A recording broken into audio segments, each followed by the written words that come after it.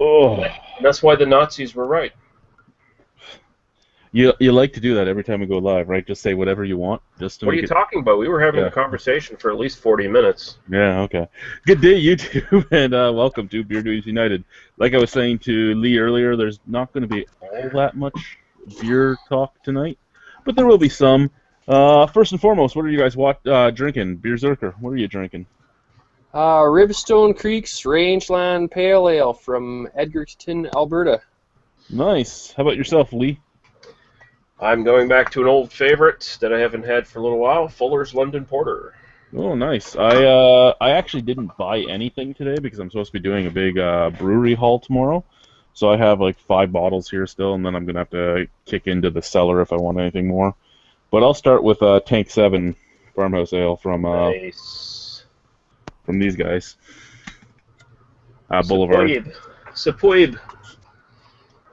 Excellent choice. Mm. Oh no, no, no, no, no, no! Apparently a little active. Well, you have to remember, right, that this has been sitting at the LCBO just on their shelves, and then, for the most part, if I'm going to review a beer, I don't normally refrigerate it, so Yeah. because I don't like my beer actually cold. I like it basement temperature, basically. So the yeast was never crash cooled, shall we say?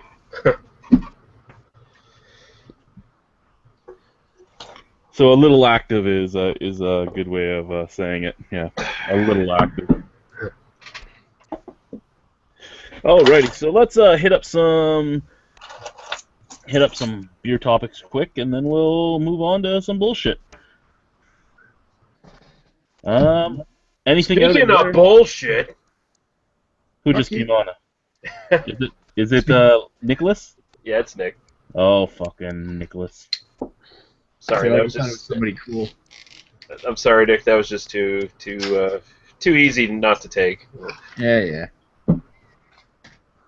Ah, I take it I missed Lee's conversation with Nazis already. That's right. Hey, it wasn't my conversation. It was me and Chad's conversation about Yeah. how the Nazis were mostly right. okay. I just saw my viewership go down like 22 points. Hey, by the way, Chad, I've decided now. I'm just basically going to drag you into all my Twitter feuds. Oh, are you? Yeah, I'm already trying to start one with the people at Pump House. So Yeah, I saw that I'm tagged in all that. yeah, well, it wasn't initially my fault. I retweeted your review, and then Todd the beer dude chimed in saying, "Oh, they're going to release a new one," and I said, "Yeah, I'm not fucking buying it because it's overpriced and underwhelming." And then they said, give this one a try. And I said, "No, put the Doppelbock in that size bottle for that price, and I'll buy your beer again."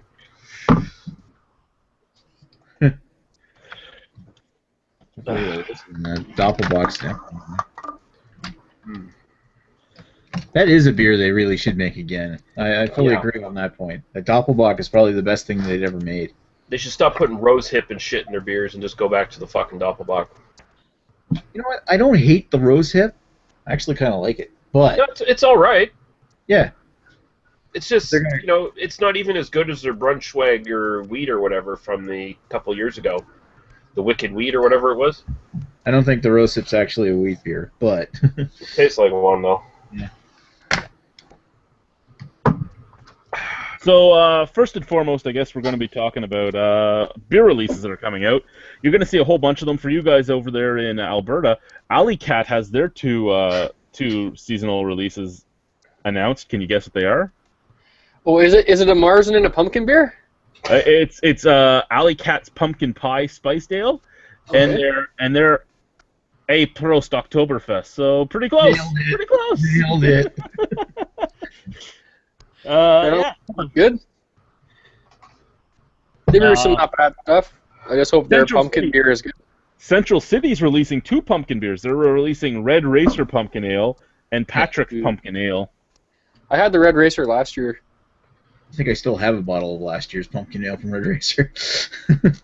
Yeah, it's Oh, mediocre. actually, the Patrick's Pumpkin Ale, the Patrick O Pumpkin Ale, intrigues me. A barrel-aged imperial pumpkin ale at 10% sorry, 8% ABV.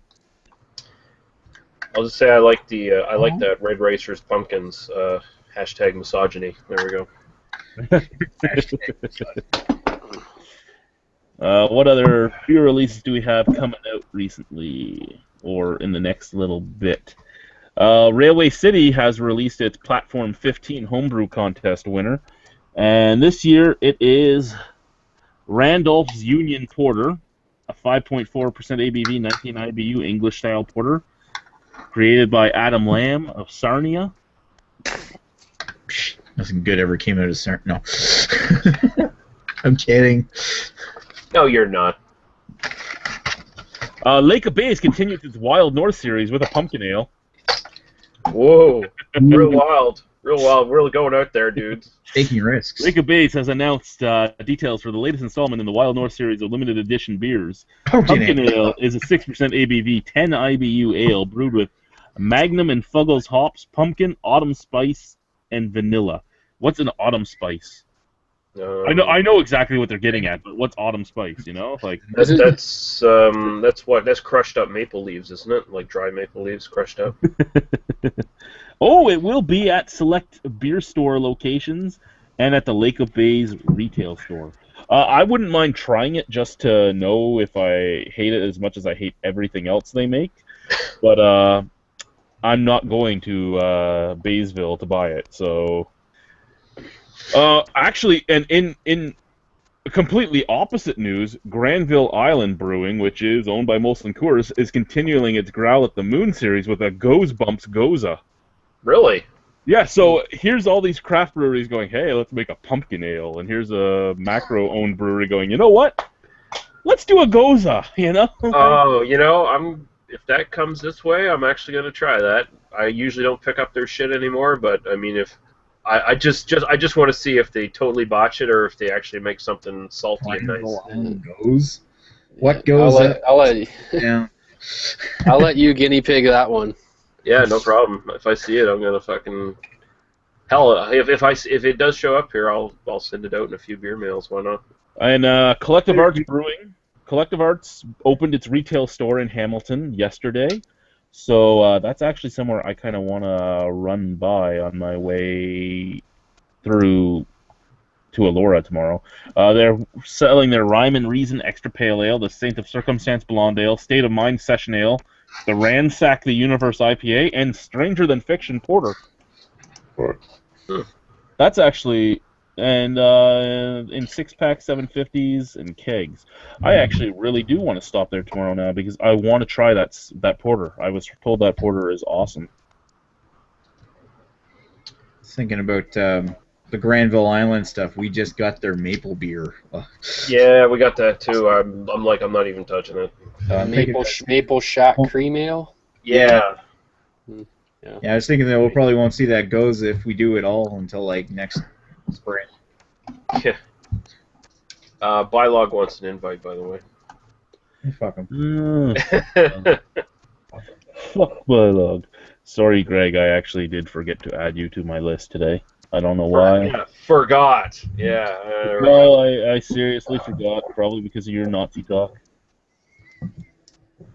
Yeah, blame me in our Nazi chat now. That's Jesus. What else do we have here? The Exchange Brewery is making its debut in collaboration with Silversmith Brewing. So the Exchange Brewery is the 4th brewery that's going to be opening up in Niagara-on-the-Lake. So it makes sense that they would be collaborating with a Niagara-on-the-Lake brewery. It's currently under construction at 7 Queen Street in downtown Niagara-on-the-Lake, which is the same street that the other 2 breweries are on. In the meantime, Exchange owner and brewer Robin Roodsack has collaborated with Silversmith to create Telefonique, a 4.8% ABV Belgian-style table beer. Actually, that's nice. Nice. Yeah. They made a low ABV table beer. I'm actually intrigued on that. Yeah. Why do you want to fuck Bylog? Jesus. Why wouldn't we? Dan? Don't put yourself down like that, man. Come on now. I'm going to try and get my wife to take me there because it actually is the first day of school. It's being sold on the first day of school in a limited run of 650 bottles at the brewery, and she has that day off because we take my son to school, but he's in school all day, so I think I'm going to try and get there. Nice. And the Weather Brewery, who's coming up with these names now? The Weather Brewery has launched its first beer in the Ottawa area. It is Sun and Sky. And it is a Belgian-style Saison. Well, of course it was going to be a Belgian-style Saison or an IPA. You knew it was going to be one or the other. 5.1% and 20 IBUs, so actually not that bad ABV-wise. Mm-hmm. And lastly, Phillips, for all of you guys that love Phillips. Phillips has now opened up its own malt works, on-site malting plant. Oh, I might kick it up a notch. Yeah. That really might. A nice on-site malting plant. You don't have to. It actually will probably make their beer at first a little more expensive, but it should make it more cost-effective for them to make their own beer now. You can roast it just the way you want it. Yeah. My beer started. Smoke them. Smoke your malts. And yeah. So that's all of the normal Ontario and Canada beer news that's out there. Only other thing we can really talk about is Pints for Prostates. Yes. So yeah, I do have that. I was trying to get it going last year. It didn't pan out. This year I was trying to get it going. It didn't look like it was going to pan out. I made a concession. I just went right back to Ridgeway. I didn't want to do it in Ridgeway. It's not that I don't want to do things in Ridgeway, but I wanted to do it somewhere where there was a more viable location for more people to come out. But Ridgeway works. I'm going to make it a nomadic festival, so every year I'm going to do it in a different city. Really, I was at first trying to do it the exact same business plan as Beer for Boobs, word for word, Beer for Boobs business plan. Sent out that email to about 30 different breweries. I was trying to get 12. Sent out the email to 30 different breweries about a week and a half ago. I didn't hear a word from any of them. So Monday I sent it out slightly different. Instead of going with their business plan, I went with a normal festival business plan, just a very low cost to get in and a very low reimbursement instead of being, the full reimbursement, which is what I normally give them. And what do you know, that same day I had 6 breweries in volume. Huh. I'm like, okay, so you didn't want to lose $200 in donated beer, but you want to lose $500 in brewing the beer, paying me to come, paying somebody to pour the beer. Okay, whatever. You were trying to be too fair. That's the problem. And plus, you're a misogynist. Yeah, there's that too.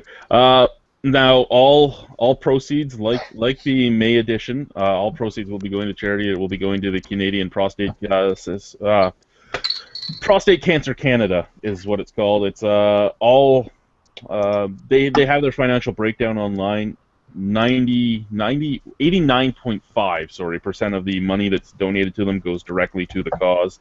The other 10.5 is administration and re-education plans and stuff like that. So you're actually not losing that much. In most cancer societies, you'll lose a lot more than 10%. So I think it actually is a fairly good round number for it.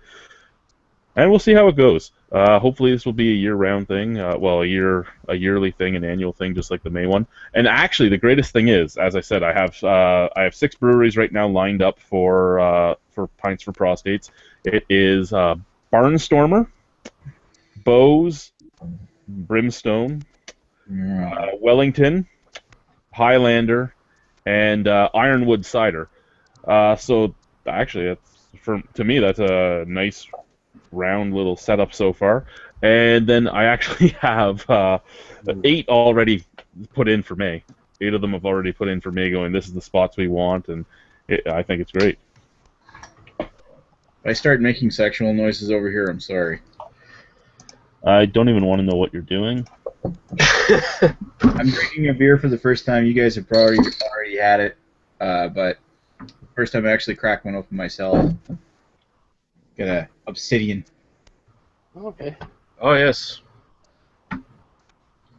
No, I've never drank that beer. All noise is acceptable. No, you weren't dragging that beer. You were hoarding it. You were hoarding all the last bottles. We're sending him out for whales. Yeah. Yes, I only trade for whales, boys and girls. No, that's great. And so the moral of the story is, guys, check your butts. Yeah, check your butts. Check your butts. Rum barrel aged butt. But at least 3 times Yeah. a day. Don't check your butt that much. That starts to get a little just too kinky. I want to make sure it's extra cancer free. He's got all of his orifices covered. Yeah, no cancer in any of these holes, boys and girls. He's got a finger on everywhere. Mm. You are one disgusting man. What are you talking about? Oh, and just right now, Black Oak as well. Black Oak is joining the November festival. Nice. Can't we get Nickelbrook in there with their green apple pilsner? You know what? I sent John a message, and I haven't heard back from him yet. He'll probably ask me like the day before the festival when I'm at the brewery. Hey, do you have room for me? Yeah, smarten up, John, you piece of shit. Hey, maybe Black Oak is apparently starting to work on their Epiphany #3, so maybe they'll bring that to the festival. That would be amazing. Now we need. Yeah, but I was told that it's going to be Christmassy beery, whatever that means. Okay, what's their name needs to bring their long dark voyage to Uranus. I mean, that's a perfect match for that festival. No, the one that's the perfect match for the festival is Bloody. Oh yeah. Well, that's if the doctor got a little too. No, that's it. That's if you don't catch it soon enough, man. Yeah. Good day, Ron. Just speaking about my next beer festival, Pints for Prostates. Oh, good. Well, hello, folks. Hey, Mr. Terrio. Hi. Are you still drinking Bohemia, Ron? I recognize you people. Yes, and I've been watching your videos. I usually only participate about once a month because I'm so tired on Wednesday nights. But yes, I'm drinking Bohemia Classical right now. Nice. And it is one of the better mass-produced lager, Pilsner lagers that you can get your hands on. Where's it from? It's from Mexico, and it was introduced in 1905. It's 4.7% alcohol, and it was $7.99 for a six-pack. I don't know if I've ever had that one. I don't think we get it here. Huh? How much was it a six-pack again? $7.99. So essentially $8. Man, I wish I could get prices like that here. Yeah, I remember when we had prices like that, like 15 years ago. Yeah, 15 years ago in America, this was like $5.99 a six-pack. I wasn't legal drinking age 15 years ago. I wasn't either. Or yeah, I was. I was in Quebec. I was. Hey, 2000. I had to do the examination alone because no one could find it. No? Yeah, I saw the video there. You cut it short. I was like, what the hell's going on here? And then I rewatched it. I was like, oh, it's just Ron alone. I ended up doing a revisit of it because I'd only done a video of it once.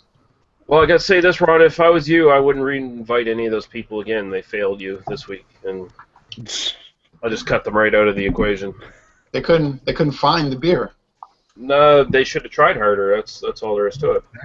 Actually, one ironic thing is I got off, I shut it off, and then one of the guys, Paul, starts sending me messages. Are we on? Is it going on? And then when I went to respond to him, he had already gotten off. And I said, well, I'm sorry, So when he calls me tomorrow, I'm going to say, I know you're mad. He paid $9.15 for his six-pack, but I have two left, so like I'm going to tell him, we can always do an examination if you find time. And before I keep running on, I'm going to shut up, but do you want to see what was sent to me today? Sure. Yes. Right back. Okay, we should clarify, is it a beer or is it like Dildo of the Month Club? So, of the breweries that are so far linked into going, I'm actually excited to have Barnstormer coming back. Nice. It's beer, all right. about a week ago, this company contacted me and said, well, if we send you these beers, would you like to do videos on them? And it's kind of an obvious question, you know, how the answer is going to be. So I said, yes, of course.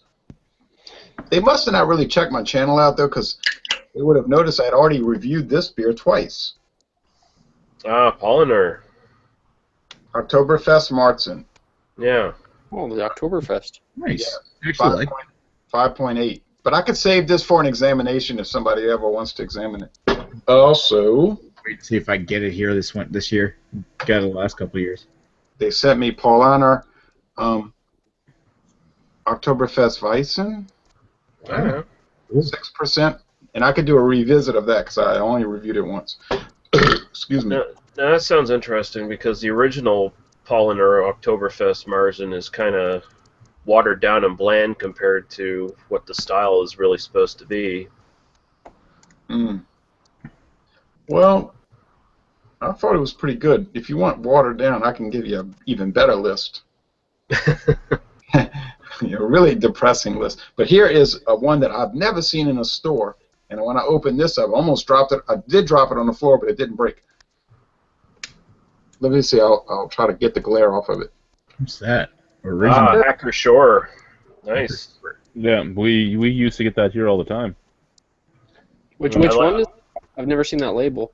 Yeah, it's their Oktoberfest. It's got. I like the ones where they actually bring up like the blue checker pattern in the background. Yeah, it's got the lady on a horse, and so I was so excited. And then they sent me this little personal letter, not just a form letter, and then they sent me information sheets for each beer with the IBUs and the ABV and the history of the beer. Nice. So I was very appreciative. Pretty cool. Man, the rep who sends you that stuff is going to be really disappointed when you run all these beers into the ground. It's going to be awful. I know. I'm not going. I've told companies in the past. I said, you know, just because you send me the beer doesn't mean I'm going to brag on it. And they said, like the brewery, that's a company in Petaluma, California. The brewery said, don't worry, you're going to brag on it because we're sending you 3 great beers, and they were right. I had the Poolaner Hefner. I thought was really good. Yeah, it's good Paulaner, stuff. oh yeah, I've had a lot of Paulaner. How about Salvatore? I guess y'all have all had Salvatore, huh? I've never had. I don't know if I have. I can't remember. It's been so many beers now. But Are I you know saying Salvatore? Salvatore is like the original Doppelbock. Is that Eyinger or are you? No, Paulaner. Oh, No, Paulaner? Paulaner No, I haven't. Salvatore. No. You're thinking Celebrator is different. Yeah, I've had Celebrator, but I haven't had that Salvador. Yeah, when the monks at the Pauline, it's been secularized now, but when the monks at the Pauline monastery invented that Doppelbock, it was like liquid bread, and it would like rescue them from the fast they were on. That's why they called it Salvatore, like savior. It was saving them from like being so hungry. And then all the other companies that made their Doppelbocks, they made a play off of that. So now they've got Celebrator. They always end in ator. Celebrator. They should make one. They should make one called the Salivator. Salivator. Probably is one. Probably, I wouldn't be surprised. The one I'm most familiar with is the Polliner Oktoberfest. In the last couple of years, we've been getting it the sort of specialty pack with the big massive can that comes with the glass, with the big mug. So, Yeah, I've seen that. actually, I've got the, I actually like that beer, the one that comes in the can, but because it's so easy to drink. yeah. Well, it's just more of a traditional lager than it really is a Marzen at that point. Mm. It's a mug like that. This is the Fax one, but it's the same, basically the same mug. Yeah. I have a Polliner mug like that buried somewhere. Don't y'all find that is a style, these Oktoberfest beers, that has a big flexibility in it? Well, the modern interpretation of the style has become much more dumbed down for tourist trade and stuff like that for Germany. I mean, if you look up traditional styles on that, the beer is generally darker. It's generally got more of a malt forward thing going on. Now it's much more just standard lager. They're all like a lot of Helles. places. Yeah, like Yeah. they're all just Helles lagers now. But I guess Oktoberfest, the purpose today is to have major, massive amounts of people that show up and drink massive amounts of beer and at elevated prices. Yeah. Well, Marsden's the one to fit that bill. And even when you really brew to Excuse like me. true to style, Marzen's a pretty boring style, honestly. Like it's just I like it, I appreciate it, but it's not something that blows me away. Yeah, I think when it comes to beer, I enjoy being bored. Well, I admit it. I like certain beers for their style, and I actually like Marzen, so I'm the only one of the few here, though. Yeah, I like it. It's have just, them. I just don't go crazy for them. Talk my hand. Well, That's if, the here's- thing. I have nothing against them. It's just I'm not going to go out of my way to buy one. Yeah. Just quick comment. AVSK says hello, gentlemen. Hello. Yeah, sir. and that would be Sage Acoustic Values. God damn it, Sage! You keep changing your fucking handles on Facebook. You keep changing them on fucking YouTube. How are we supposed to know who the fuck you are? What's he going by now? but at least AVS it's commas and periods. Well, yeah, he knows his punctuation, but I mean, come on, dude. You gotta. Dude, stop it. Just stick to one Facebook account. Stop changing all the time, dude. Come on, seriously. On that, I'm gonna go grab a beer. Okay, well, you grab a beer. I have. More often than Chad changes his underwear.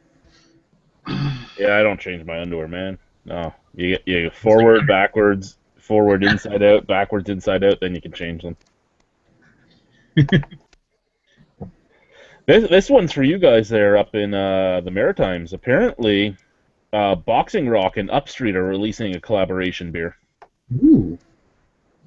and it has Charlottetown PEI. So they must have made it at Upstreet. Upstreet Craft New Brewery brewery.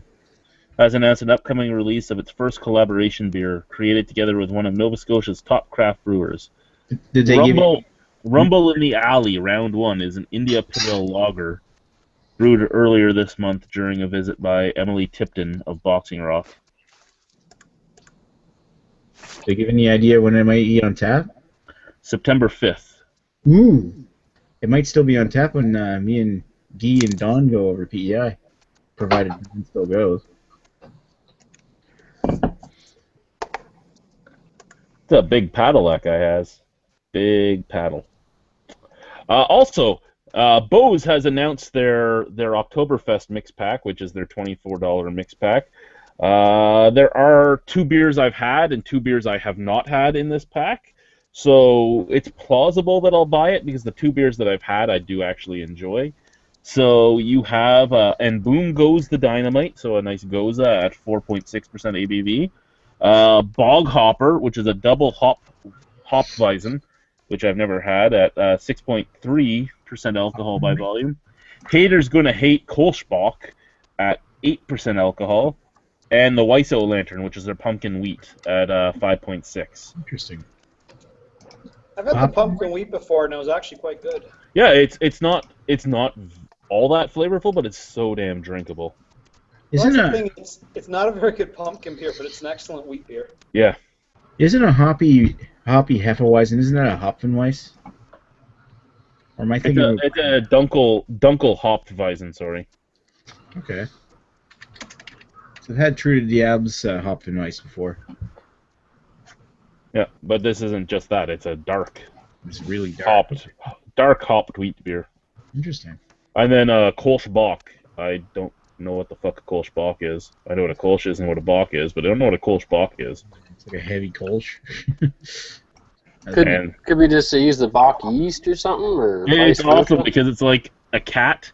The label is a cat that walks on 2 feet in like a full-on hipster ensemble with a little tiny chihuahua on a leash. Okay, so it's a cat, but it's not the animal that shits. Yeah, it's not the animal that shits. All right. Glad we got that out of the way. So I'm gonna suspect that some of these beers are gonna be at my festival in November. Was this Bose? Is this Bose mixed Yeah, pack? this is Bo's Oktoberfest mix pack. Is this more interesting than last year's one?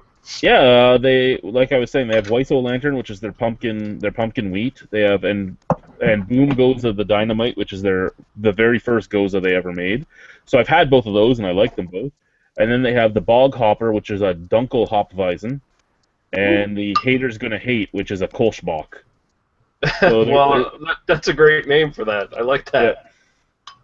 So there's 2 beers that I have not had and 2 beers that I like, and it'll be a $24 4-pack, but I think I pay it. Just like last year, I didn't want to. I was looking at last year's, and I'm like, I just don't want to. And this year's best of Bows pack, I didn't want to, but I would pay the $24 for this one because 2 beers for me to review and 2 beers I actually really enjoy to do when we do this show.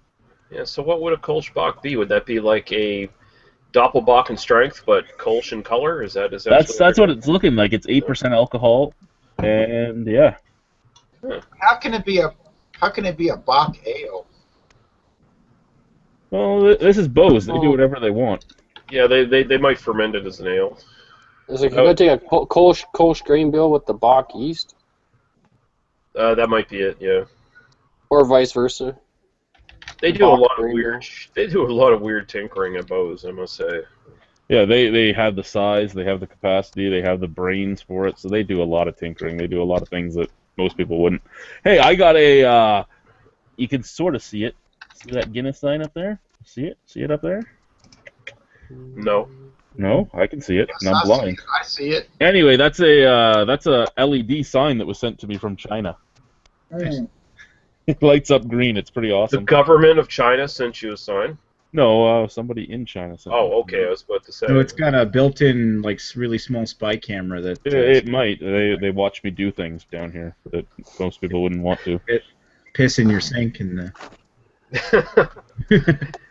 I'm classy like He's that. the newest sensation on Chinese internet. Albino pee in sink. I'm going to try another one of these. This will be my 4th bottle of it, and let's hope that it doesn't set me off. The Mighty Oak. Oh yeah, that's a good beer from Trafalgar. Right. Surprise, surprise. Was something from them set you off before? That one set you off? No, it's just I really liked this beer, and consistency is not always Trafalgar's strong suit. So hopefully bottle 4... Nor is selling their good beers to the public. There's that too, yeah. Wait, they'll sell their good beers to the public if you live in New Brunswick. Yeah. Speaking of Trafalgar, this is what I've got to drink next. Wee Beastie. Wee Beastie. Interesting. Where is this company located? Off the coast of Spain? No, they're in Niagara, aren't they? Oakville. Oakville? Yeah. Okay. I'm not familiar with Trafalgar. Not far from Cameron's. Yeah. You probably don't really want to be familiar with them, honestly, Shay. Their owner's a dick, and most of their stuff is pretty bad. Oh man, I would drink Schwarzy espresso for breakfast every day, though. Hmm? That was a really good beer. I just want to point out that, like a minute ago, Jay flashed us on the camera, by the way. Hey, wait a minute. Yeah, I did flash you. Yeah. I'll flash you again. See, there you go. You didn't know what you meant at first. It's like, wait a minute. Oh, wait, yes, I did. Well, you know why? Let me tell you why. I'll flash you guys. Where's the button? There we go. Anyway. You're going to give me epilepsy, Nick. Stop it. Oh, it'd be like Halloween 3. Well, he's a witch. But, let me tell you why I'm wearing this shirt. I was getting ready to do, literally, I mean, within seconds, I was getting ready to start making a video about comic books, and I just happened to notice that you were doing this hangout tonight, so I canceled that. But I was going to talk about the Fantastic Four tonight. So I don't have a Fantastic Four shirt, but I figured I'd, do thematics and wear a Flash shirt. Ironically, I don't really care for the Flash. I don't like the whole concept of endless stories about somebody that can go really fast. But I'm gonna do. I might do this Fantastic Four video tomorrow because it's kind of an interesting topic. Although the book was canceled, actually, Fantastic Four and the Hulk were canceled in May of 2015 after over 50 years of continuous production. But anyway, regardless, This is about beer, not children's. Well, I think we're getting into the divergent topics portion of the show already, so it doesn't Yeah, really there matter. really wasn't much this week. I spent most of the week. I spent most of this week not looking at beer articles at all, or even searching anything. I spent most of the week dealing with the logistics of getting a beer festival up and going in 2 months. Yeah, So notice. I did a lot of that this week. Well, my daughter cut her leg, and that was really upsetting for me. She had to get 20 How's she doing? stitches on her knee, and I was like freaking out last week. She Feels doing like all right better? now? Yeah, she said she drove to the pharmacy for something, and she was like scared to go over 40 miles an hour. She was like really paranoid, but she made it. You know, you talk about, you know, Chad did a interesting kind of like thread. He's starting a video series about albinism, genetic disorder, and my daughter and myself and a lot of my family, we have a genetic disorder too called Ehlers-Danlos syndrome, which makes your skin cut like tissue paper. Ooh. It's like hell, you know. I mean, it just so she fell, and if you would have fallen on that concrete, you probably would have gotten a bad bruise. But she had 27 stitches. I mean, it's like Ugh. it stretches like it stretches like. See how it does? It's like a freak show. It's like thin, eh? Not thin. But it's a collagen disorder. Collagen is what attaches your skin to your tissues, like your muscle. But it's a disorder of collagen, so it's like cottage cheese instead of the glue. So your skin just stretches all out, and it cuts so easy. I'm not on here to like whine about it. I'm just saying that's why she got cut so bad. So your skin is like making a pizza in an Italian restaurant. Sorry. That's all right. See what it does? Yeah, I see that. Whoa. Go ahead, make fun. Yeah, I get like the No, collagen. I'm just gonna say I think the rhino's still a bigger freak. Oh, thanks. His freakishness is more visible. That's right. Well, anyway, I'm not up here to say, oh, well, look at my disability. I'm just saying that's why she got cut so easily, you know what I mean? Oh, one more thing. Well, probably more than that, but one more thing. A lot of the people that used to hang out with me on video and used to do beer reviews have dropped out of the scene, mainly because of alcoholism. This is a good topic. People that give up beer reviewing because of being drunks and alcoholics and destroying their lives. This is really happening. I have gotten contacted in the last month probably by at least 3 people. It's bad. It's a real shame, but we don't want people to turn an enjoyable hobby into a tragic life situation, whatever you call it. I'm actually kind of surprised we haven't seen more examples of that happening over the years. We're Canadian. We don't notice it. But No. I mean, the most I've seen has been like sort of similar in a way, but it's been just more like some of the old beer tube people who were starting around the same time I did. They sort of got off it because they just wanted to get healthier, you know, they wanted to exercise and stuff more, so they sort of just cut down on the beer, and so they either stopped doing reviews at all or they just cut it down to a bare minimum. So There was a time where I got scared of becoming like that myself, and I ended up going on hiatus around winter 2000, like early 2012, and I stopped uploading for like 3 months because it had gotten to the point where I was drinking like 7 nights a week almost. It was Wow. and getting drunk, but it was just that I got obsessed with drinking beer, and I just had to back away from that. And now I maybe drink like once or twice a week, if that. Usually with you guys. Well, that's just it. The only 2 times I drink really is if I'm reviewing something, which is 1 night a week because I work nights, or when I'm here. So that's the only times. Hell, even at the beer festival, how many drinks do I have? Like 4, 5, 4-ounce samples. and you're not even supposed to have any. Yeah, that's 5 more than you're supposed to. Well, I drink every day, but I usually only have 1 beer per day. yeah, I'll admit that if you go back to February 1996 when I started this project, it's probably only 5 days since then that I have not drank beer. So basically, I've drank every day since February 1996. But here's the difference. It's never really more than 24 a week. Now, some people might say 24 a week, that's terrible. I don't think so. When I'm working, I drink 2. Like today I worked, so I drank 2. This is it. Tomorrow, I'll drink 4. Now, do I think to myself, oh, I'd like to drink 1 every hour? Yes. But I would like to eat potato chips all day long too. But you have to pace yourself. And a lot of these people that do video reviews, they don't pace themselves. So they do massive drinking. They're drunk probably, 5 days out of the week. They get in trouble at work.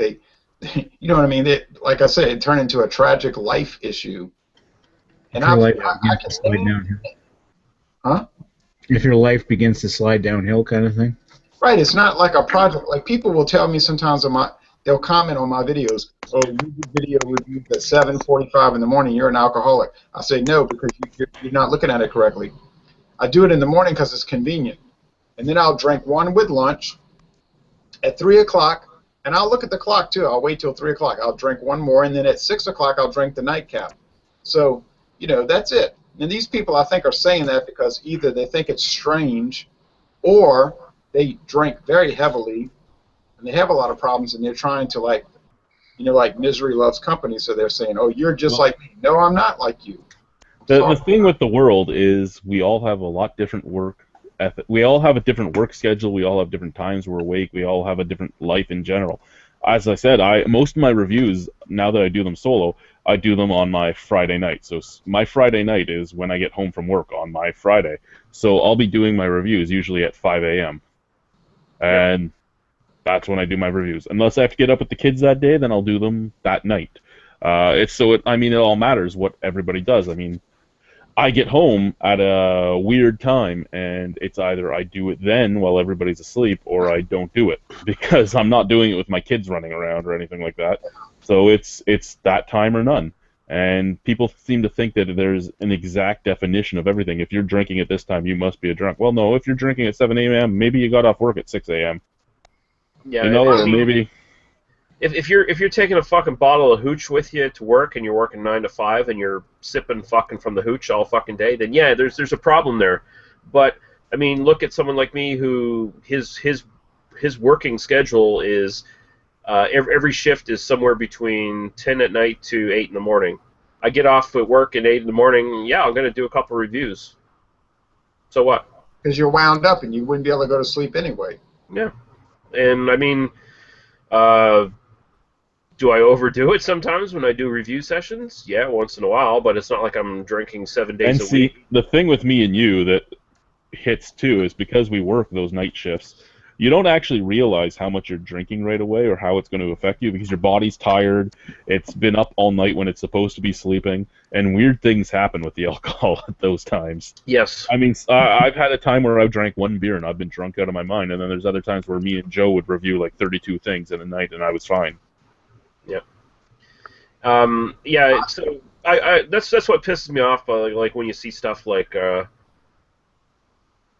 people who rag on Ron for having a couple beers in the morning, like that kind of thing. Like not to mention any fucking names, but indeed, my friends. Yeah, I got attacked by certain people today, by the way. Yeah, I mean, go fuck yourself, you ponytailed loser. Some people have different schedules than you do, so. Well, that's just it. I mean, my lawn. One of my neighbors hates that my lawn doesn't get cut on the exact regular basis he likes. Well, I told him once, I'm like, do you want me to start cutting my lawn at 3 a.m.? Or do you want to cut my lawn, bitch? I'm like, do you want me to cut my lawn at 3 a.m.? He's like, well, no, I'm sleeping. I go, exactly. That's what. No, Chad, if you move to where I live, you might see people cutting their grass at 5:30 a.m. because you got some real weirdos that live. But I got attacked today by certain people who I wouldn't dream of naming, but like guy says, Oh yeah, let Jay drink it. He drinks the worst stuff on earth and says it's most excellent. Okay, I'm going to make a challenge to the world. Find a video I've ever made, ever, where I took a beer that was the worst stuff ever, like Earthquake High Gravity, and I said it was most excellent. If you can find that video, I will send you money. But you know what? You won't find that video. But you know, some people are hateful. But anyway,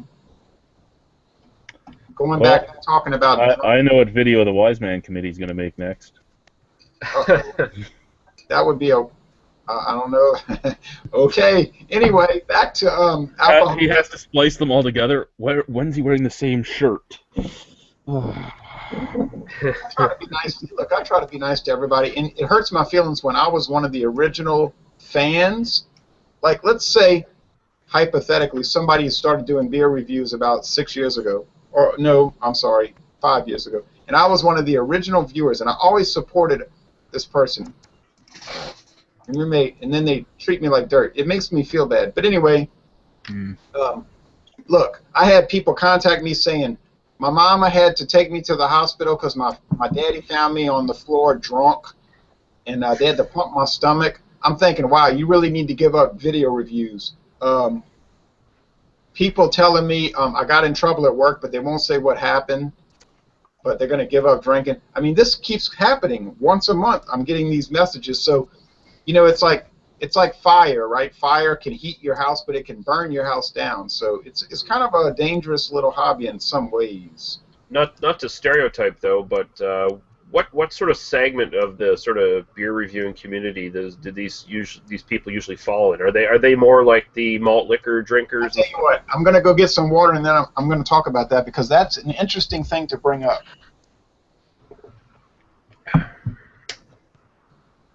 Not to say that I was whipped, but back when Neely was still alive, she had instilled with me basically a system that she didn't really like. She didn't allow me to drink anything before 6 p.m., so I kind of live by that and still try to. Yeah. And try not to drink like every night for an entire week. If you find yourself doing that, then it's starting to become a problem, I find. Yeah. I stick to that. Yeah, well, are you talking about, Jay, like, worried that you're promoting alcoholism or something? No, I'm not. Okay, because like that's what I felt like. I kind of was worried about that. Like, I don't want to like post reviews in strange places because you're worried, like, you know, they're going to accuse you of trying to promote that. But really, these people that are addicted like that, they're only going to quit if they want to quit. It's like smoking cigarettes. You can tell someone that it's bad, and they're not going to quit unless they want to quit. Right, and I don't promote it necessarily. But you know, and by the way, Nicholas. Maxwell Star. I was one of the early viewers of Maxwell Star. I used to love watching those back in the old days, you know. But you were one of the first people that actually commented on a lot of my stuff. I think you and Lee and Chad. Yeah. Oh. Well. Yeah, we're going way back. Way back to 2009 or 2011. Actually, I started in 2011. Yeah, 2010 and 11. Yeah. Because I started watching video reviews in 2010. I didn't even know such a thing existed until the summer of 2010. But you brought up a point about the beer drinking community, you know, the real heavy malt liquor, dedicated, confirmed alcoholics who are proud of it.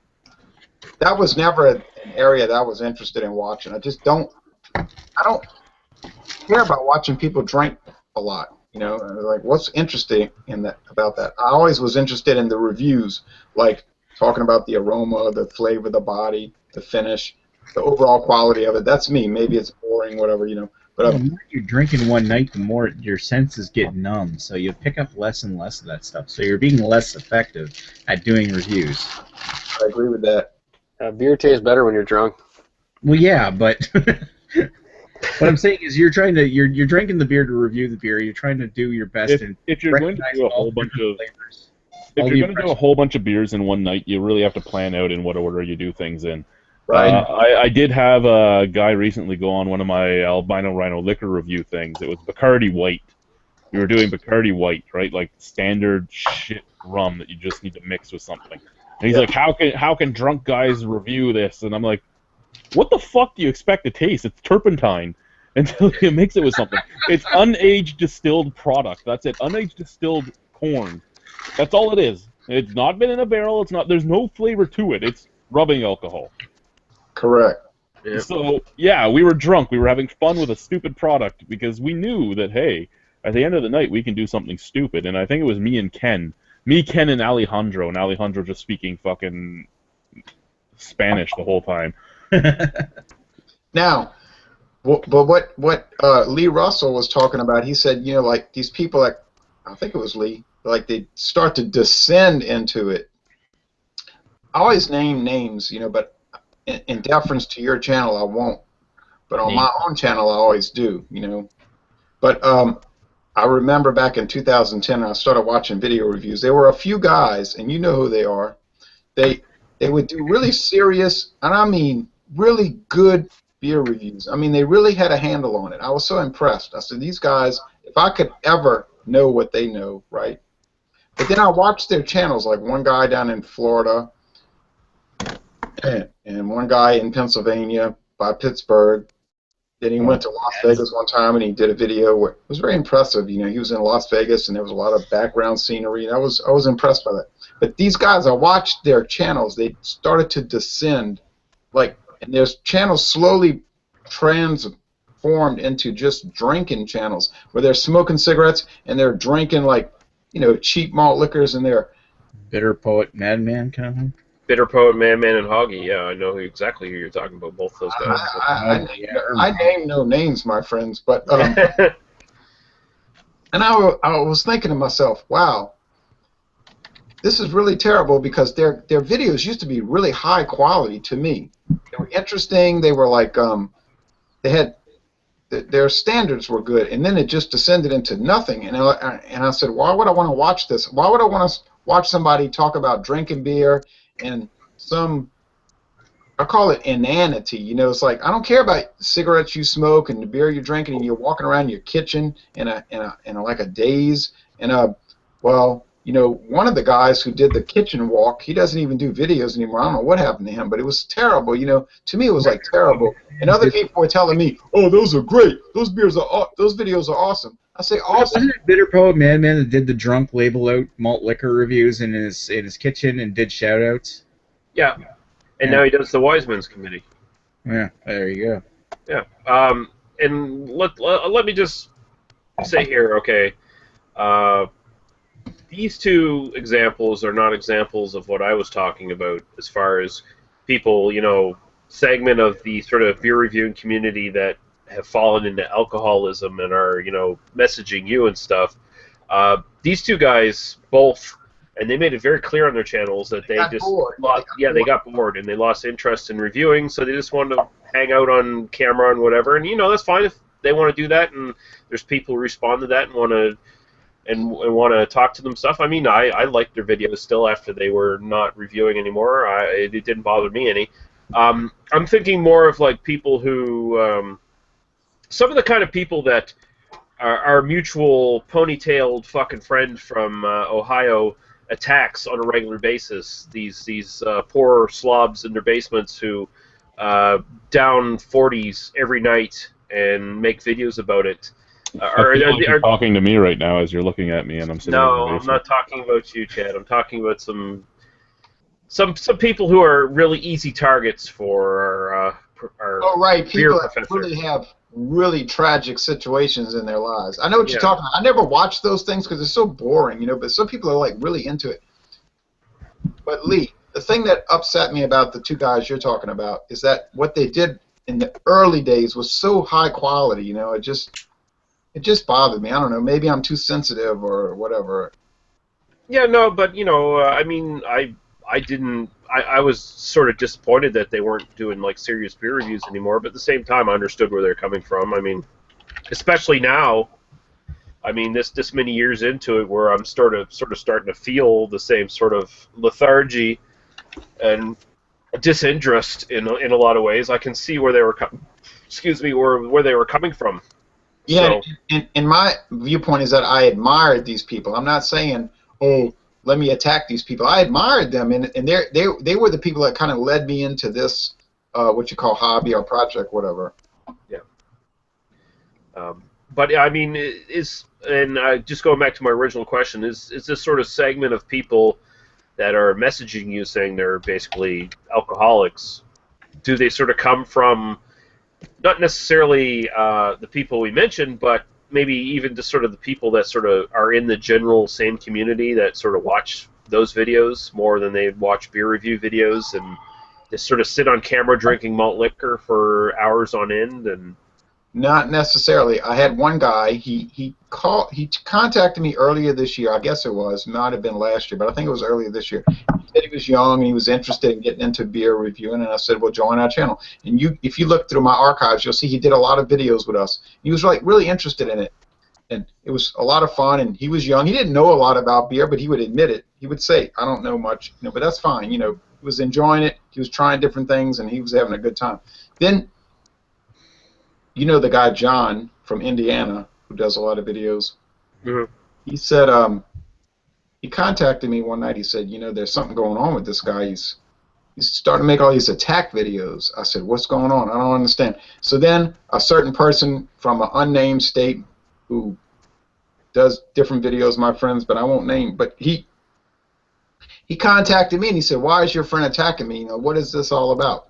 And it was like caught me off guard. And I said, I don't know anything about this. I don't know what's going on. And so I said, I don't put people up to stuff, right? So I contacted this guy. I said, what are you doing? What is all of this? What is all these attack videos? Cursing people out on camera. These are people I have some association with, whether it's amicable or not. He said, oh, it's all just a game. It's all like pro wrestling. And I said, yeah, but the guy you're attacking, he's not going to take it as a game, okay?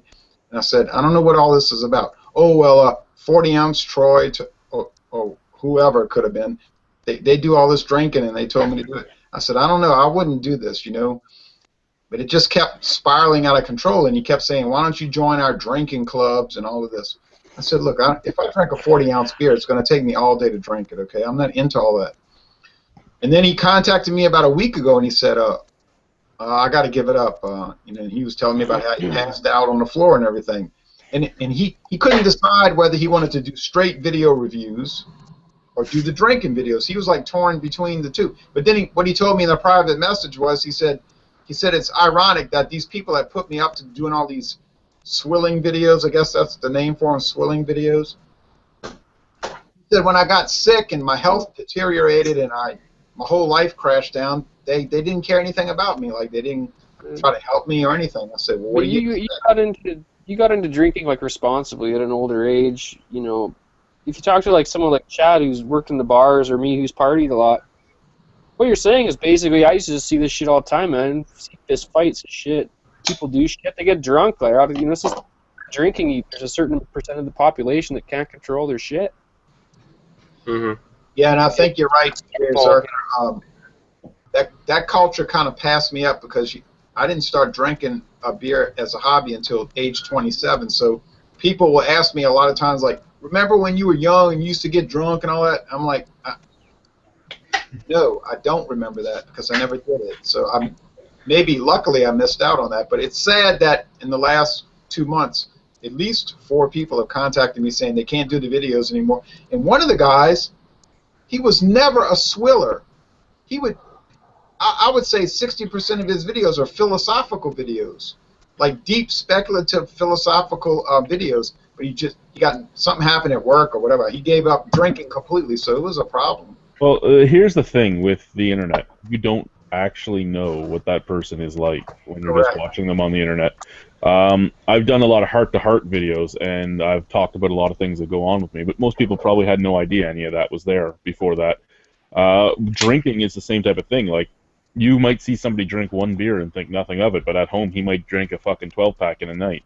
Yeah. You don't know what's going on, and nobody ever does, and that's the big thing. And like Berserker was saying, it's weird, especially when you're younger, because I remember within my first week of bouncing, I asked a question to one of the other bouncers, and I'm like, do I act like that when I'm drinking? Because if I do, I'm not drinking out in public anymore.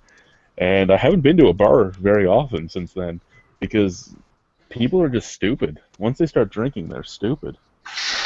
And unsettling. especially people who have some sort of other problems going on in their lives, some sort of deep set problems. I mean, um, there definitely is a segment of people who come on YouTube and stuff who might have some sort of problem where they're reaching out for some sort of community and some sort of just to connect with people, and they don't necessarily find that, at least not what they were looking for, and it can lead to problems. I mean, Yes, and don't you think that a lot of the alcoholism or whatever you want to call it, because some people don't like to use that term, they'll call it problem drinking. But don't you think a lot of that has an underlying psychological issue with it? yeah, Yeah, I think, yeah. No Go ahead, one just becomes addicted to something just because. Right, I think that there's a psychological problem. That's the origin of it. I mean, you can come online and you can make all kinds of friends on your YouTube channel, and you can talk to people on a constant basis. But at the same time, if there's some sort of deep-seated problem there, it's not going to fix it. No. I mean, eventually you'll still probably tip over the edge at some point. I mean, even minor problems like me, I'm an incredibly introverted person. I have a lot of friends online. I have maybe a handful of friends in real life. So sometimes you sort of get lost on your online world. It becomes reality when really it's not really reality, and you can sort of get lost in it. Feels real, but you're in Nova Scotia, Chad's in Ontario, Jordan's in Alberta, Jay's in Louisiana. It's that kind of thing. We're all really separated by this, and we're not interacting with people who are really around us. Yeah, and if you're a person who's like really desperately lonely, like a person who's really got some sort of really deep-seated psychological problems of some sort, or whatever sort of problem it is, it can still eventually manifest itself as alcoholism or something else, and and even like when you see someone do something on camera too, like you think about how they make movies and everything else. Like when you're doing something on camera, it could just be they're just fucking around, even like I mean they're just lashing out. They're drunk. They're doing this thing because that's how they feel at the moment, and no one's in their room, so it's not like they're in public or at a party, so they can really go off the handle. Yeah. And then they air it because they don't give a fuck or whatever, and they just do it because whatever, Well, that's a problem with online stuff, is that it's every aspect of society. Like when you're online, there's no consequences to what you say, essentially, and what you do. Like there's that feeling of you can't be touched for what you say and what you do. So a lot of people who would not do or say these things in real life, they end up doing them online, and they don't realize that there actually might be consequences. There's this, if not from other people, at least consequences in your real life, especially if you're drinking every fucking day and you're doing it on camera. You think, oh, it's cool because I got people thumbing up my videos or saying, yeah, cool, man, but at the same time, your liver is being destroyed every week, and people sort of get lost in that. They sort of forget that, You seen that YouTuber who drains the like 40s of vodka and shit in one shot? Well, yeah, like, I mean, That's terrible. Now, I've seen people who do that in real life. Lee, you made me feel a little better because you're saying Bitter Poet Madman is doing okay. yeah, as far as I know, he's doing fine. He was just really bored with shit, so now he's doing the Wiseman stuff. I mean, he's never come out and said he's doing the Wiseman stuff, but I don't think it's any fucking big secret that he is the guy behind the Wiseman stuff, because I saw enough clues to know that, that was fucking him. Wiseman's Committee? Yeah, Wiseman's Committee. I mean, what is the Wiseman's Committee? It's that you don't know that fucking channel? They're fascinating. Those are the best videos on the internet. It's the they're channel the great actual reviews. Yeah, it's the channel that makes fun of Greg's beer reviews, uh, Country Beer Boy Chef Todd, whatever the fuck his name is, the rules, Yellow Groove, all those shit, man. We gotta start sending you some fucking videos if you're not aware of this shit. But that's what he does now. He just takes other people's videos and edits them and makes fun of them essentially. And I'm so hurt because nobody did that to my videos except for one person made a weather video about, and it was Yeah, really well. Here's the thing, Jay. You're not a pathetic enough loser for him to attack. That's the thing. That's the issue. maybe I mean, not. if you were as big a fucking loser as Todd or Greg or any of those people, then he would probably make videos about you. But apparently, you don't blip on the radar. So feel lucky to know that you're actually normal and not some subhuman freak that he's. Hey, but I'll say this: somebody made an exceptionally good parody video of me, and it involved weather, and I just ate that up. They did a wonderful job, and I have a tendency to talk about weather when I do videos, and I'm not thinking about it, But I said this guy nailed it, How much does the weather change then where you are anyway? Oh, it's slightly less humid than it was yesterday. Is that? Let me see if I let me do a little checking on that. But yeah, it's sad that, and that was the original topic. It's sad that some people, like I said before, take a fun hobby and turn it into a catastrophic life, tragedy. But what can we do about that? I enjoy doing the videos. I mean. Yeah, I mean, it just some people get lost in it. I mean, that's just the thing. They have maybe they're reaching out for some sort of sense of community, and the other people in the community might not have their best interests in mind. They might not be so interested in who they are as a person. They're more interested in how much they're going to drink in their next video. I mean, that's toxic. That's not friendship. I would say the thing to keep in mind in this situation is somebody is that if they've got a problem when it's manifesting itself on YouTube by drinking too much beer, it's probably because they have some other problems that are manifesting. Right, that's what I was saying. Their poor social life or something traumatic has happened to them. Yeah. Y'all seen those cigarette reviews on YouTube? Really? Yeah. Those are not even as bad, man. Like the really bad ones, or you see like these 13-year-old kids putting fucking chew in their mouth, like skull and stuff like that. Like, oh my god, like really? Yeah, that was common in the grade 7 and 8, man. Everybody was chewing, dipping. It's pretty troubling. I was watching these videos and I just felt greasy as hell after a while. Yeah, it's pretty gross, isn't it? Well, I smoke. It just. And if Jordan feels greasy, oh my god. That red, like if you get full leaf tobacco, and I'm not advocating tobacco, I don't like it, but the full leaf like Red Man and stuff, that's not a real horrible stuff. Oh. Like that Copenhagen's pretty bad. Yeah, well, but like if you get the actual leaf, yeah. If you're putting it tastes like minty shit too. So yeah, if you're putting skull in your mouth, like, well, good luck there, dude. I mean, you look like every 1940s baseball player who was just chewing fucking tobacco like it was going out of style or something. Like, oh, look at the mouth cancer you have at 45. Amazing. Who would have saw that coming? He's right. But yeah, that stuff's just gross. I mean, and the worst part is you see these really young guys, like guys who are not even of age to buy like tobacco and stuff, that are like putting skull in their mouth, and oh, this has real good flavor, man. This has real good flavor, man. Dipping for life, bitch. And another tooth came out. Oh shit, it'll grow back, won't it? My baby teeth, they fell out and they grew back. Oh shit, my tongue's bleeding. Oh, what the hell's going on? I don't know. Chew's frickin' nasty. Can't believe it. It's pretty bad. That Copenhagen will make you Ralph. Yeah. Like you can just yak from that.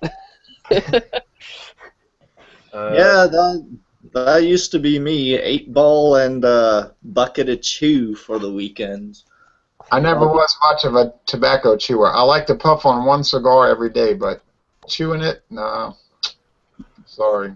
Talking about all this tobacco, I have one Cuban cigar left, and I think I'm going to have it with some hopped whiskey after this. Nice. How's the hopped whiskey? It was actually really nice. I'm hoping to find it in the liquor store here this week when I go and look. Finally. I still need to get into my Phillips Hot Drop liqueur. That sounds cool. Oh, you weren't here for the news that Phillips is opening up its own malting, its own malt works. Oh, really? Yeah. Awesome. Yeah, I went to their brewery a couple weeks ago, and man, best smelling brewery I've been at. Yep. Yep. There's a lot of really nice smelling breweries out there. Most of them. We do have one comment. Ryacus said, I don't remember what the beers taste like if I drink too many different ones in one session. That's why I have a camera. Yeah. Join the club, Ryacus. Oh, remember Paul when he had what was it, Firestone Walker 17, and he didn't remember what it tasted like the next day? That's Paul.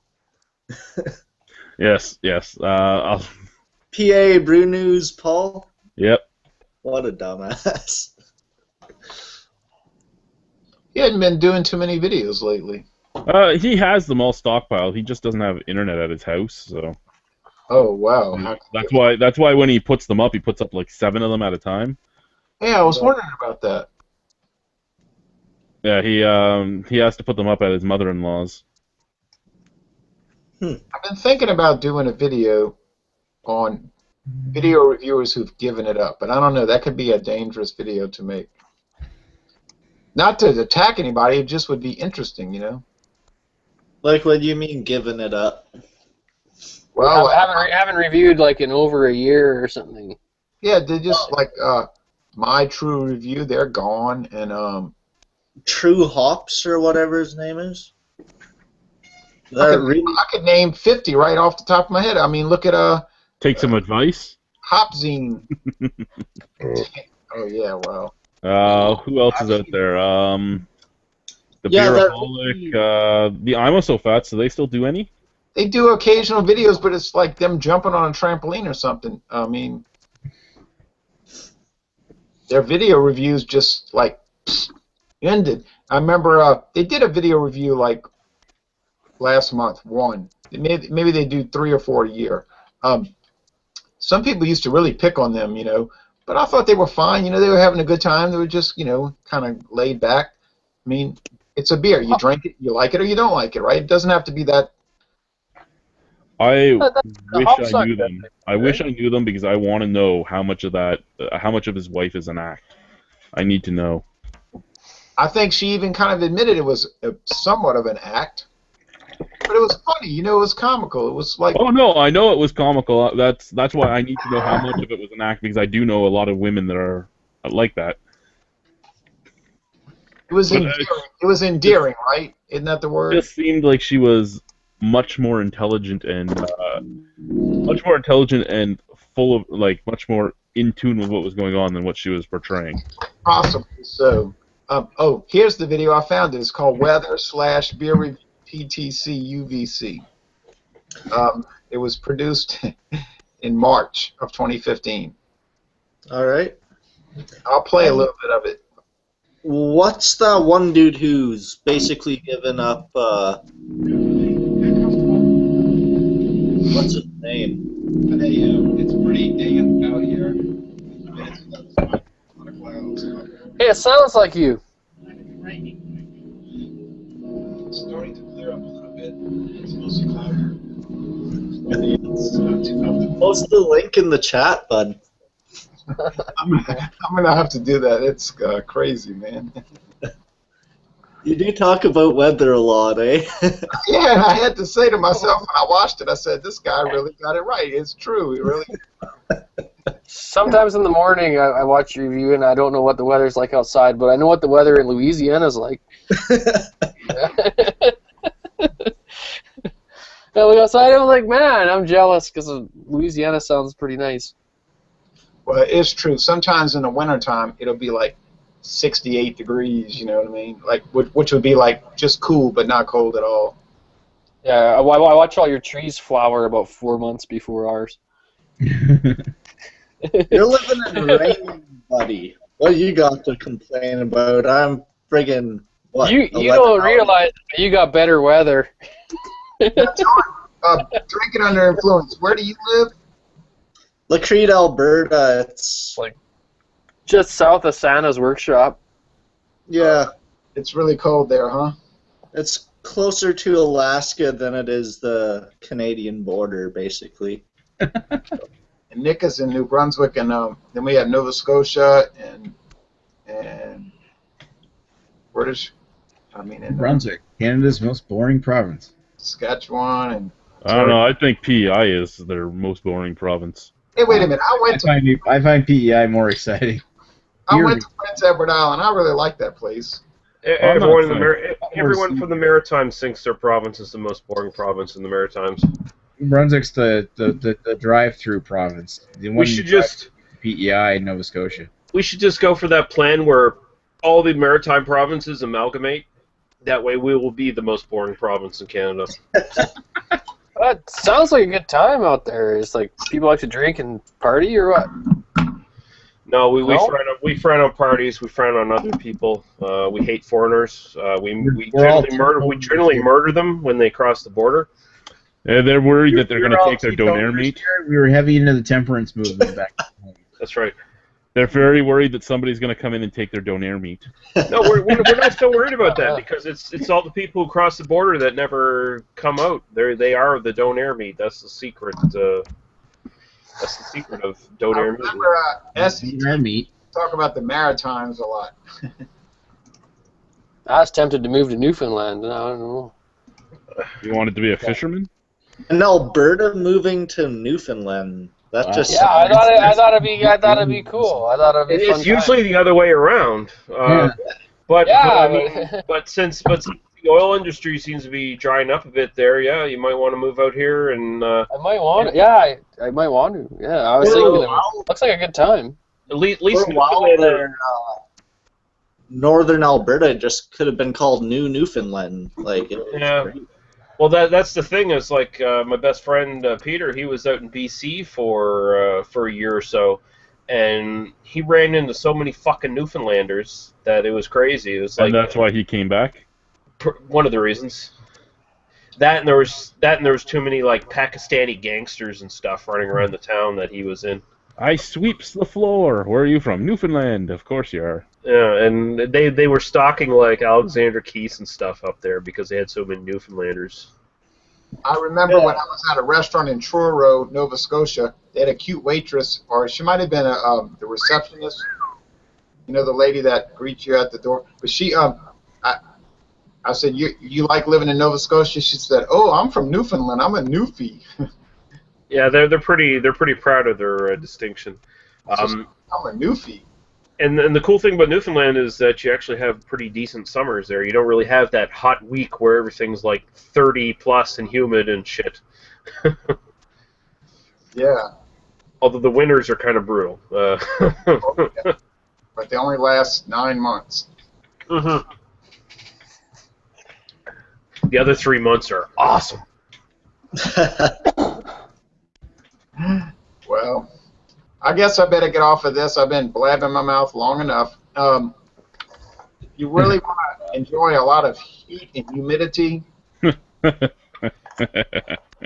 litter, you like looking at litter, come to Louisiana, and I bet you'll just adore it. You don't want to know what ran through my mind when you first started that conversation. I want to try some alligator meat. Yeah, I've had that before. They eat alligator sausage. I'm not too big on eating reptiles, but what are you talking about, Chad? Nothing. I've already used my daughter joke for the week, so I got to hold it till next week. Man's going crazy. I worked with my coworker Teresa last night. Her 18-year-old daughter. She showed me a picture of her once, and I'm like, if she ever wants a 34-year-old man that's overweight and albino, you tell her where I live. Hey, well, you know what? I'm 47 years old. But let me say this. President Grover Cleveland was married in the White House, and he was 49, and his wife was 21. So He if knew the what was president, up. That makes it okay. The good old days. He knew it was up. Yeah, he was. For a the year. United States can do it, so can I. So anyway, folks, for invite me to join you. Have See a ya. wonderful night. Have a good night, Jay. Night, Jay. Thank you. I'm going straight to bed. Good night. Good night. Good night. All week. Good luck. What's that video called again? What's what called? That Wiseman's video. How do you? Okay, I'll find one for you.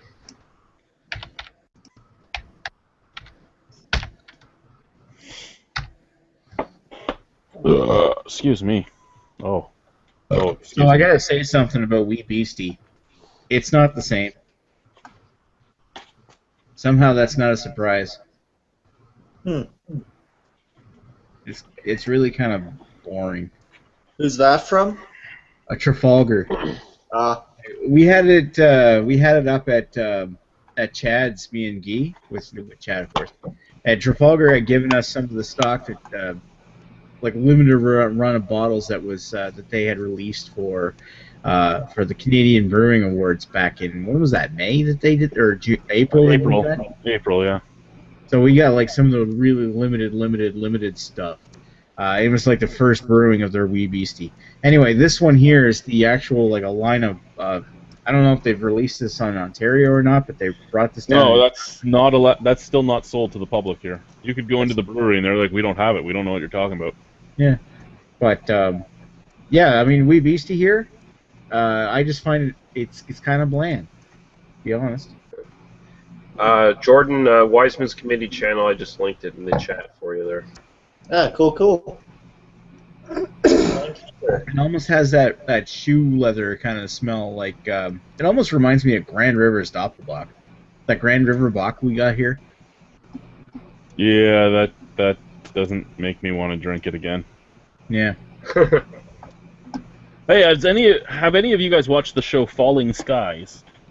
I watched the first season and I was like, I don't really buy Mr. ER guy as an action hero. And Okay, that's the only thing I'm having trouble with so far, but I'm going on to season 3 later tonight. yeah, my biggest problem is I don't really watch much TV, and my TV channels are slowly disappearing on me because Eastlink is forcing on this upgrade to our HD box, or otherwise you're not going to get channels. Oh, see, I got rid of all my cable and all that. I have an Android box now. So yeah, the only TV I watch anymore is from Netflix, basically. So. see, and I like the Android box because I don't have to pay for it per month. I just bought it once and it's there. Don't quote me on this, but I think TV's going the way of the beta. It is. They charge a lot for it, and they don't give you fuck all. No, I mean, like, what would you prefer? Would you prefer to have a season splayed out over several months with commercials, or would you like to go to Netflix and have one season right there for your viewing pleasure that you could binge on in, like, 2 days or whatever, you know? Yeah, I'm going for that. I agree. Well, that's the thing, right? Like, even with the Android box, some of the shows I'm watching right now, their seasons are still ongoing, so I'm having to try and catch them each week still, but at least I don't have commercials. That's the only. You don't have to pay like $80 a fucking month to watch it. Yeah, that's the other thing, and I've saved a lot of money on my collection problem because I will watch a season on the box and go, yeah, you know what, that's not a show I'm really all that into. I'll watch the rest of it just because there's nothing else to do when I get home at the time of the morning I get home at, but I won't buy it.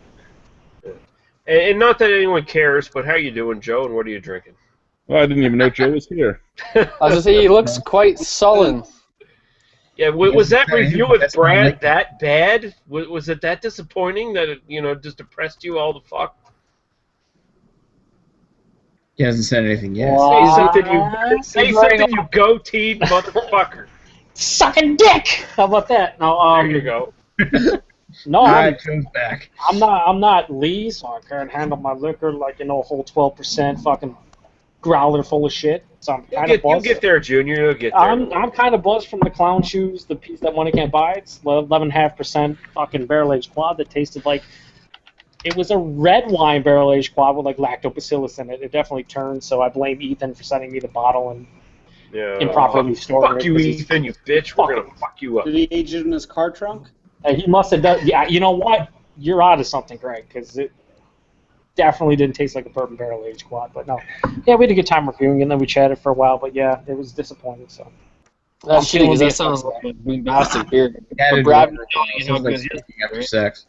Brad and I were so like excited to get into because I've had a couple bourbon barrel aged quads recently. And I'm like, they're kind of moving up to the whole like bourbon barrel aged English barley wine styles where like they just work.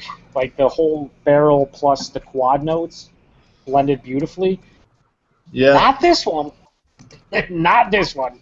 Like totally. Like if it said instead of Asian bourbon barrels, if it honestly said Asian red wine or like with kind of some kind of souring yeast or some kind of like if there's lacto in here, for example, I think people would actually like it quite a bit because it's what it says. But it's one of those beers where it says Asian bourbon barrels. No, just no. But then again, it is fucking 10 months old, so you know, Chad always mentions, you know, with the whole bourbon barrels and barrels in general, you never know when an infection can slip in there. And I think it's one of these beers that I've seen people review it fresh. Infection in there. What's that? Don't want to get a little infection in there. Oh, baby, it's not a little infected. It's pretty infected at this point. Dr. Rhodes not approved.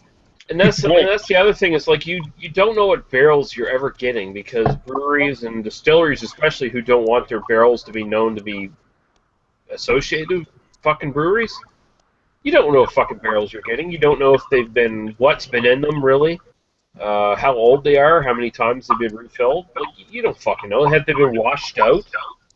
Like is everything that was flavor wise important in the barrel gone now because it's been washed out or whatever? You know. What fucking barrels you getting? You getting some fucking barrel off a fucking train track somewhere? Like, and with a beer like this, infection-wise, like right from the get-go, if it tastes okay, like an affected beer can taste okay if it's fresh. And I think it was Chris of Beer Geek Nation reviewed this relatively fresh, like I think within the first month it was released, and he loved it. But it is now 9 months later. And that infection could wreak havoc at this point, you know, 9 months down the line. And it has. I mean, I will say this isn't a sour now. It's not a sour beer, but there is such a significant tartness that if you were to give this to somebody blind and say, what do you think this is? No one in their right mind would say this is a bourbon barrel aged quad. Nobody would, because it's not.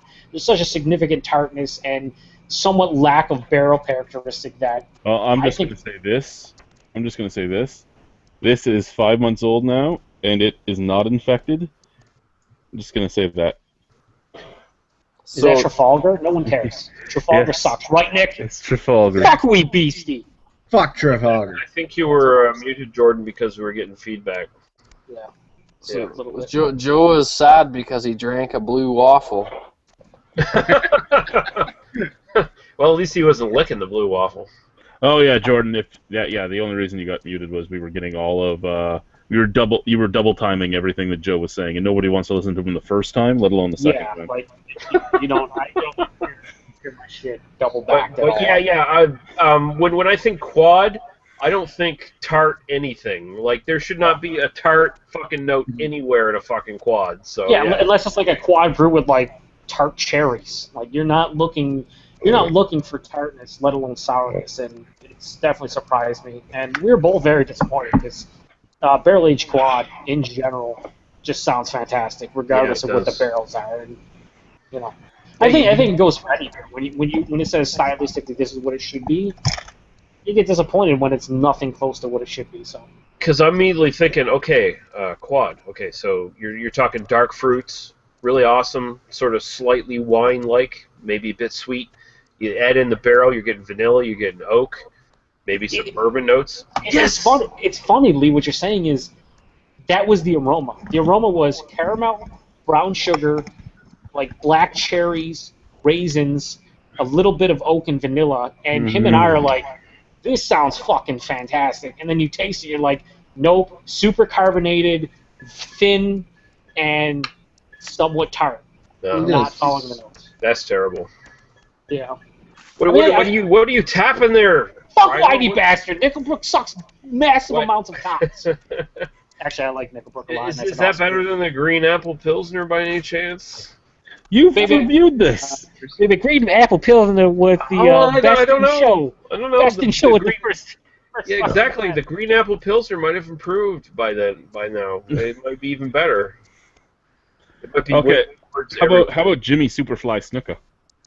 how about him killing his girlfriend? Yeah, how about that? How about him should have got arrested? Jeez, like man, 30 these years ago. wrestlers are making the news in the worst ways. Yeah, how about 34 years too late? You know. They said that he incriminated himself in his biography. They talked about like when he first told the police, he said that he accidentally pushed her. Or earlier in the night they had like some kind of thing going on where he didn't get charged for anything, but they knew that like it would happen in the hotel or whatever.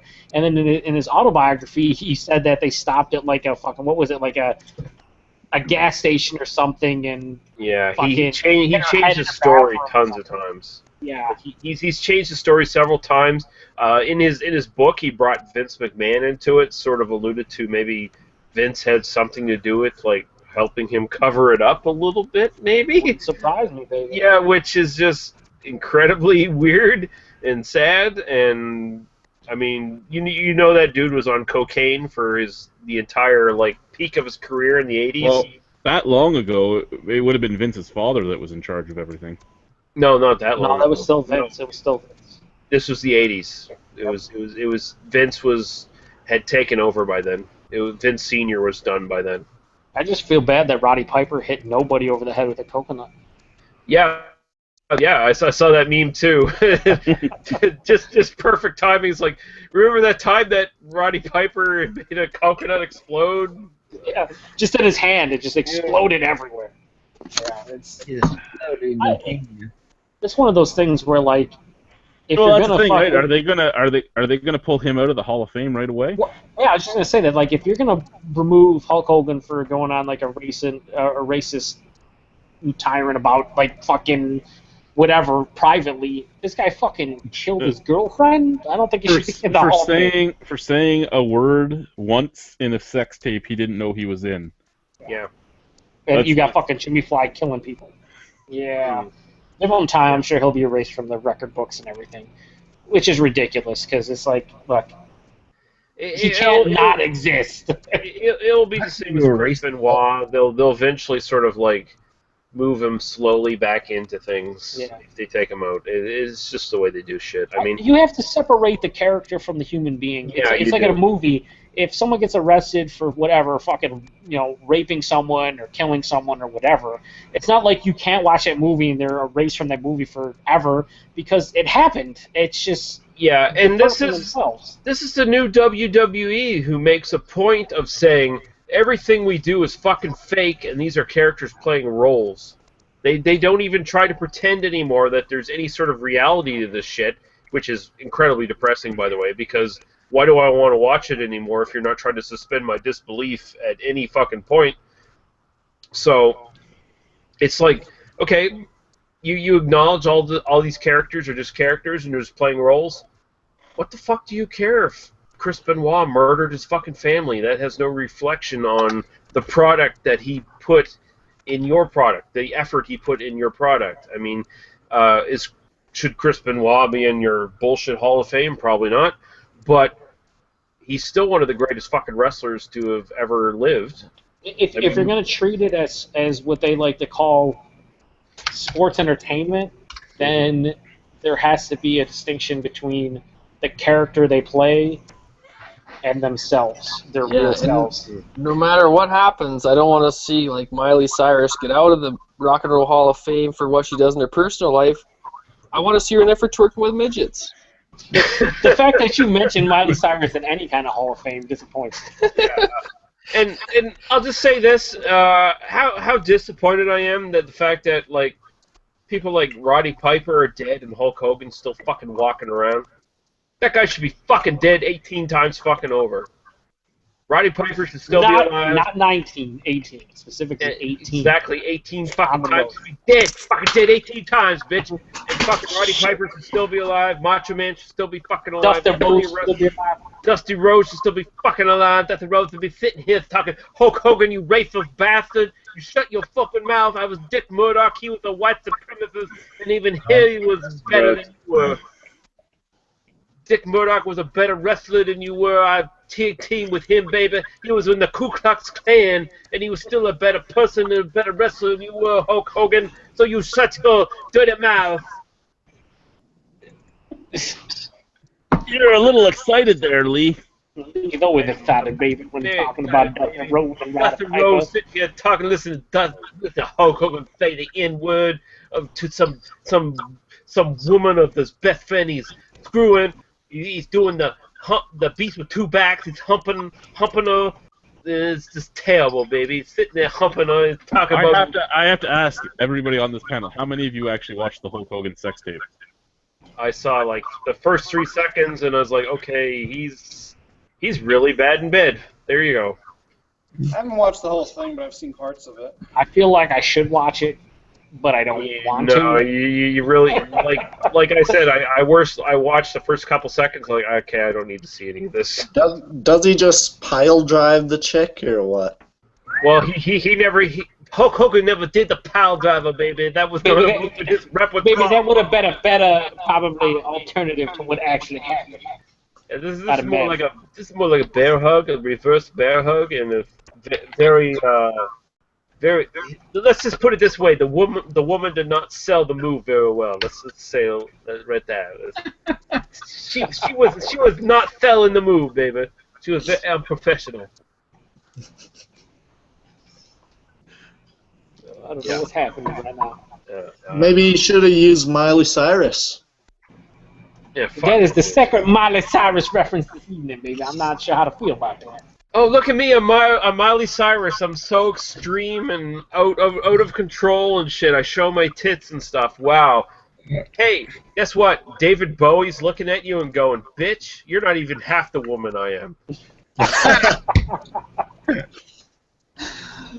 I think David Bowie's tits are probably bigger than hers too. It's like Ziggy Stardust is saying, "You wish," you know. Yeah, I mean, god damn it! It's like fucking. All these fucking fake pop stars think they're so extreme, and the media plays them up like they're so extreme. It's like, do any of these people remember fucking Alice Cooper when he was cool, and David Bowie and shit? Like, you people, most of these people weren't even born when Alice Cooper and David Bowie were still doing shit. Like, it's just Ozzy Osbourne. And Ozzy Osbourne, yeah, it's just fucking pathetic. It's so even pathetic. if you take it to the pop realm, like the stuff that Miley Cyrus did, Madonna did in like 1985. Yeah, even like, Madonna over herself. Before like, she did. It's ridiculous. It's absolute garbage. They're not extreme. They're not original. They're not controversial. The only reason they're controversial is because the media plays them up as controversial, and all that is part of the sort of promotion bandwagon for their shit. It makes controversial, a meaningless term. Yeah, you know what? David Bowie was controversial because here's a guy who was putting an image out there that would get him fucking beat up. Yeah, that's an understatement. He was the king. He was the originator of the androgynous, like glam rock star. He was the glam rock star back in the day. The thing is, there was even past David Bowie, there's a lot of crazy shit in the 70s and 80s that didn't get the pub it does now because there wasn't the internet, and there wasn't Twitter and Instagram and all these fucking social media outlets where everybody thinks they're fucking doing something unique and special, and guess what? It was done 30 years ago, 40 years ago. Fuck over yourselves and what you think is unique and special, because it existed at some point. It just didn't get the pub it gets now because not everyone can see it.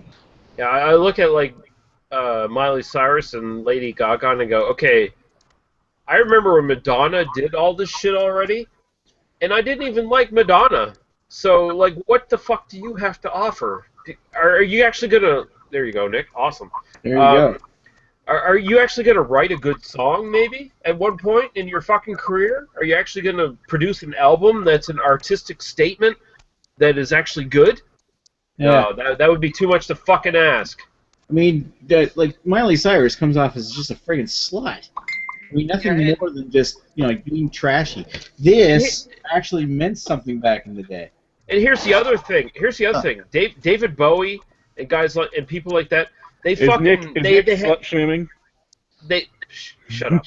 They had okay. People like David Bowie, Madonna and stuff, even the early Madonna stuff, they had their image, yes, and they were very much about their image, but at the same time, they had fucking good albums. They had fucking, and in some parts, in some instances, like with David Bowie, great fucking albums. Can you name a fucking great album from Lady Gaga or fucking Miley Cyrus? If anyone can honestly fucking tell me one of their albums is great, I will strike them. I'll be honest, I don't think I could name an album of theirs at all. Yeah, I don't even know any.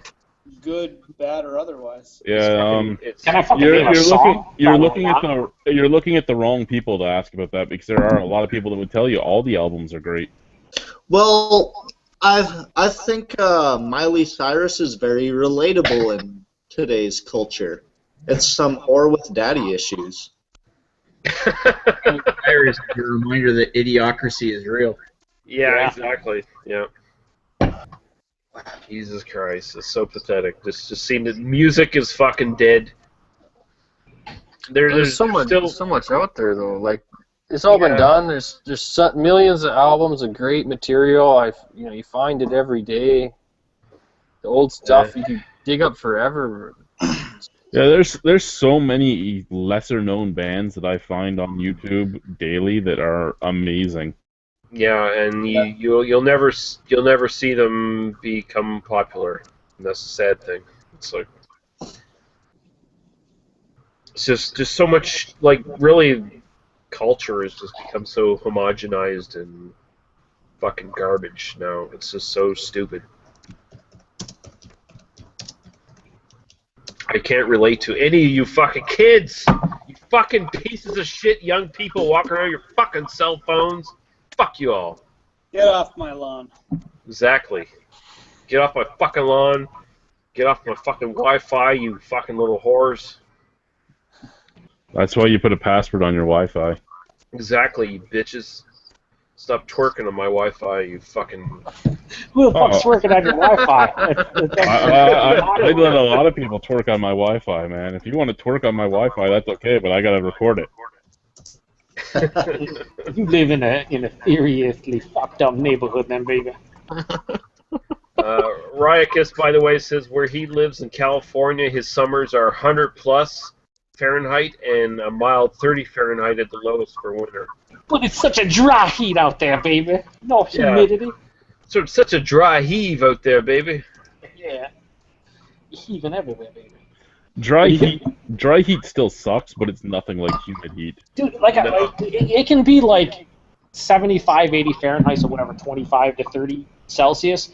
But if like the humidity's 90, 95%, I don't want to be outside. I just don't want to be outside at all. Was it really humid in Tonawanda today? Because it was fucking disgusting. Yeah, man. it was like 90% humidity, and it was on top of that, it was like almost 90 degrees. So it's like, no, I'd rather it fucking be, I walked 10 outside degrees out. I walked outside to throw some stuff in the recycling bin, and I was like, fuck this. I turned back around and came back in.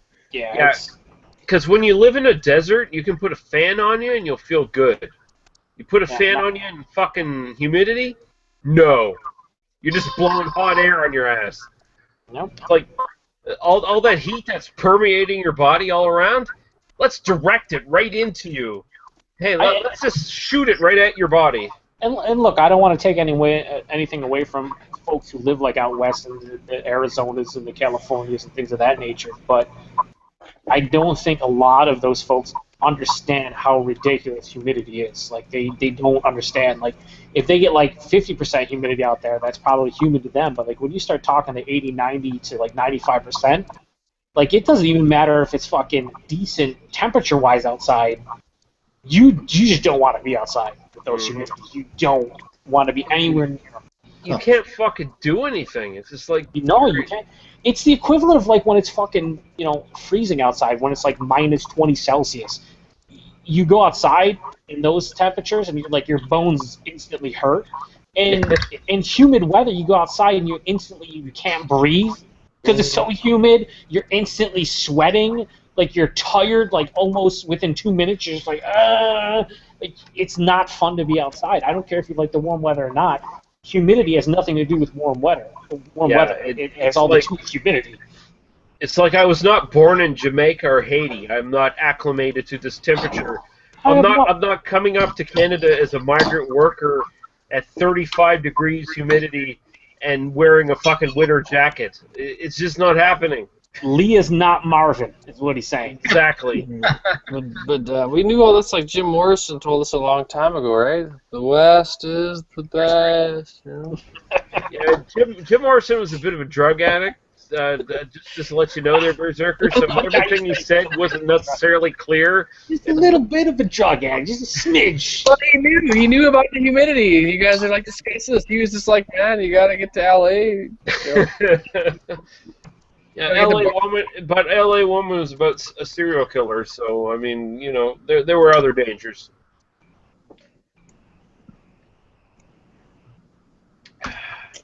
What is everyone drinking? I came in quite late. I'm drinking Propeller IPA. Is that a new one? Nice. No, it's been around for a little while now. It's fairly new. Is that dark rye or light rye? It is dark. Don't be racist. It is dark. I'll drink both. I'll drink both. What are you drinking, Jordan? Echo. Chad's not even drinking anything anymore. He's eating his fucking microphone.